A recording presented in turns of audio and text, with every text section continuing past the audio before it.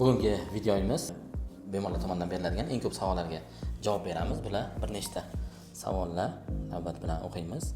Demak, birinchi savol. Hech kelganda, ya'ni axlatga chaqiriq bo'lgan paytida uzoq vaqt ushlab turish nimaga olib keladi? Bu surunkali qabziyatga olib keladi. Sababi har bir organizmda axlat chiqish kerak bo'lgan paytda chaqiriq bo'ladi. Bu chaqiriq refleksi vaqt o'tgan sayin agar siz chaqiriqni o'z vaqtidan kechga qoldiradigan bo'lsangiz, refleks yo'qolib boradi va sizda surunkali qabziyat rivojlanishni boshlaydi. Shuning uchun chaqiriq bo'ldimi, albatta hojatga borish kerak. Keyingi savol. Bemorlar tomonidan yo'l qo'yiladigan ko'p uchraydigan xato nima? Albatta, bemorlar ko'pchilik kasallikni o'zi o'tib ketadi deb bee'tibor bo'lib, kasallikni o'tkazib yuborib, kech murojaat qilishi bularning xatolar, bemor xatosi hisoblanadi. Keyingi savol. Qon kelyapti, lekin og'riq yo'q. Bu nima bo'lishi mumkin? Har narsa bo'lishi mumkin. Sababi qon kelishi bu xirurgik muammo hisoblanadi. Albatta, qon kelishi oddiy narsa emas. Bu oddiygina to'g'ri gemoroydan bo'lishi mumkin yoki anal yoriqlari qon kelishiga sababchi bo'lishi mumkin. Ichakdagi yaralar, yallig'lanish kasalliklari, hattoki onkologiyaga tegishli bo'lgan kasalliklarda ham qon ketish kuzatiladi.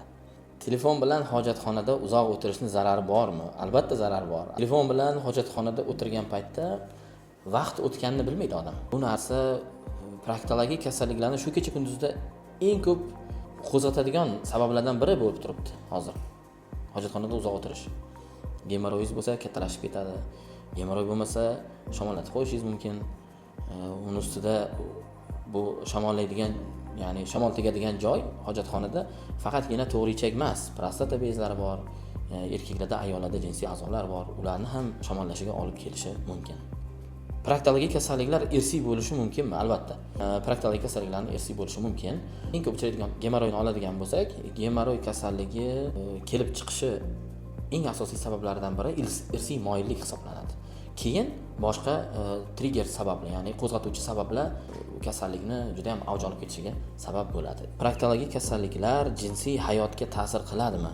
Albatta, proktologik kasalliklar erkaklar tomonidan aytiladigan bo'lsak, erkaklarning jinsiy zaifligiga sabab bo'lishi mumkin. Sababi doimiy anal sohasidagi, peronal sohasidagi, oraliq sohasidagi og'riqlar, diskomfortlar bemorga stress tug'diradi. Albatta, bu stress, depressiyaga olib keladi.